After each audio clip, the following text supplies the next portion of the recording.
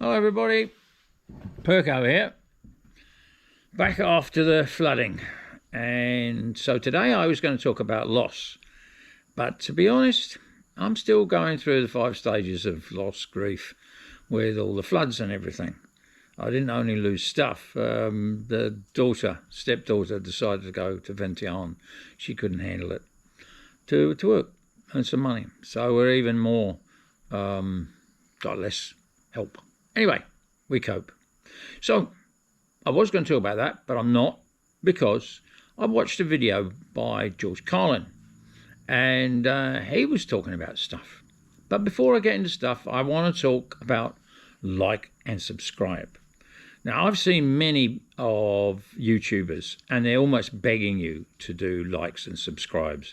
I've even seen guys who are multi-millionaires almost trying to make you feel guilty for not liking and subscribing. Well, my opinion is, if you want to like and subscribe to me, fine. If you don't, I'm fine with that too.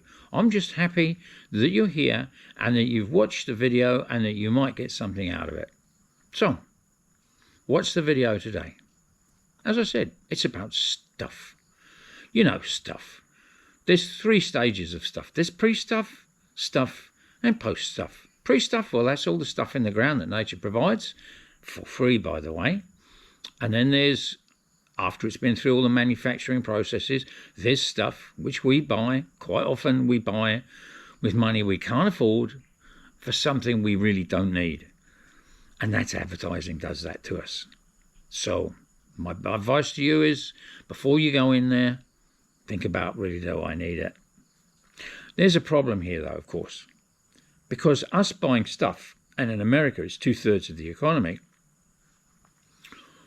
there would be no economy, because it's just us purchasing that post-pre stuff, if you like, because it's now stuff, and actually making use of it, and then it becomes post stuff and it goes back in the ground.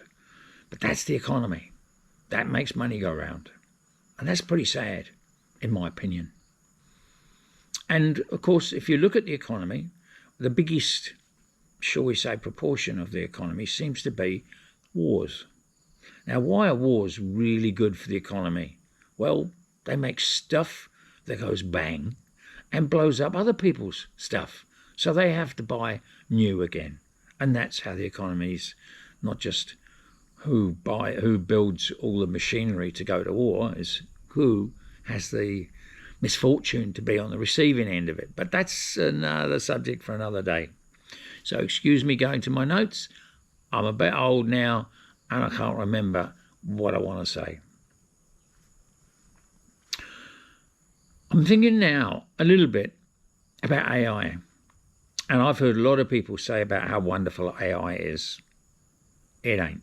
It's going to take a lot of jobs because it's a lot more efficient. And I've seen so many ads now for people to actually get onto courses, learning, make you the most dangerous person in the room. Who needs to be the most dangerous person in the room? How about being the happiest person in the room? Well, anyway, most jobs aren't going to make you the happiest person in the room. But AI is going to take your jobs. Back to stuff now. So stuff can be anything from an apple, which has not had a lot of processing, to a car.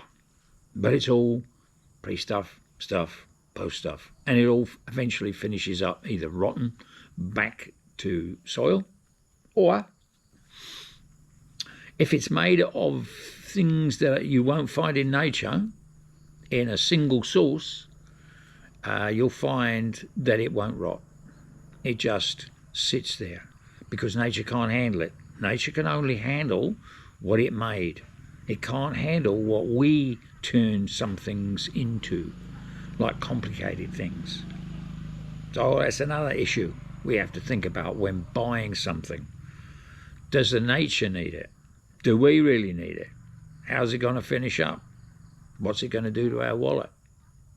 Okay. So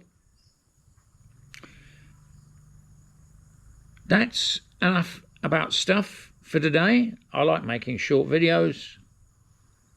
The next video is going to be about money and wealth, what they are, where they come from, and what is made, what makes wealth.